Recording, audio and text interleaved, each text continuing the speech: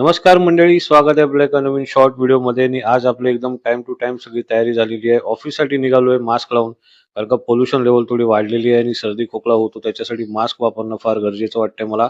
ऑफिसला निघाल्याच्या नंतर हे जे ट्रॅफिक आहे याची आता सवय झाल्यासारखी वाटायला लागली मला, पण काय करणार, ऑफिसला जाणं गरजेचं आहे.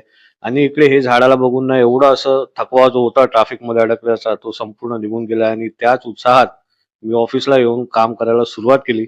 फार जबरदस्त वाटलं, आजचा दिवस फार छान होता आणि शेवट बघा माझं कसं झालंय ते.